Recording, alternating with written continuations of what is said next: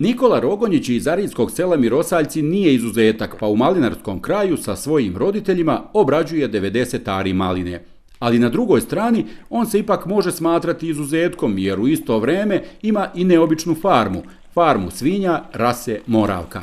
I nije samo to izuzetak, već i način na koji ih gaji. Naime, Nikola je kupio napušteno kompletno domaćinstvo i sa željom da gaji nešto tradicionalno što se nekada na ovim prostorima gajilo, na imanju je započeo nesvakidašnji uzgoj autohtone rase svinja Moravka. Rasa kao rasa je jako, na prvom mjestu bitno što je jako otporna. Znači to je nešto što je me privuklo, što je isključivo otporna na velike minuse, na mrazeve, na hladnoću, na razne zarazne bolesti koje se danas pojavljaju u svinjarstvu.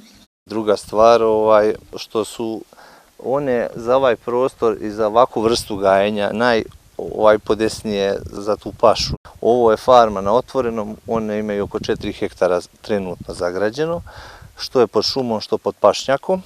Malo hrane im treba da prežive. Bukvalno oni u prirodi koriste sve korenje, riju, travu, sve koriste iz prirode i mi jednom dnevno ih dohranjujemo. A taj jedan obrok dohrane je prilično jeftin, ali i veoma zdrav, kaže Nikola.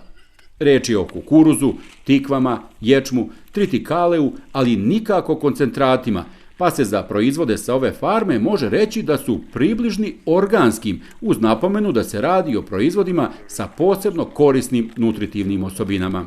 Prvenstveno zbog te njihove osobine, zbog kvaliteta mesa i masnoće.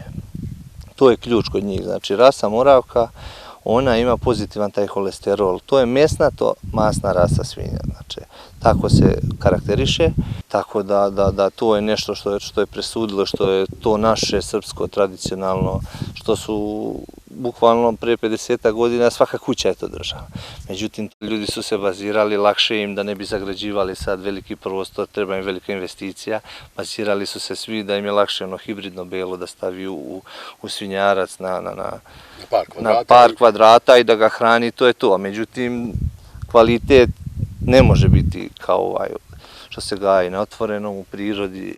Podrška očuvanju autohtonih rasa stiže i od države. Za svaku umatičenu krmaču do 10 grla subvencija je 12.000, a ako imate 10 i više, ovaj iznos je čak 27.000 po svakoj krmači. Iskreno govoreći, podsticaji su za respekt, ali nije Nikola sve ovo započeo zbog subvencija.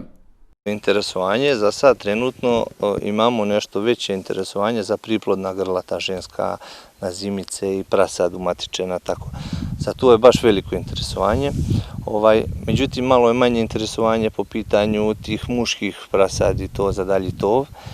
Mi smo planirali ovdje da napravimo jednu preradu mesa iduće godine, tako što ćemo, mi se nadamo na proleće iduće godine izaći na jednu količinu od 100 grla rase Moravka i da ćemo selektirati ta ženska grla, matiči ćemo praćeno i prodavati, a muška grla ćemo ostavljati ovdje u tovu i praviti od njih proizvode kao što su tradicionalni proizvodi pršuta, slanina, čvarci i njihova mast. Nikola je u ovom delu Srbije prvi sa ovakvom farmom, ali je izgleda dosta onih koji će mu se pridružiti. Tako će se po svemu sudeći, pored zdravog jagodičastog voća, uskoro ovdje dolaziti i na druge zdrave proizvode, iako je reč o mesu i mesnim prerađevinama. Ako je verovati Nikoli, to će biti već naredne godine.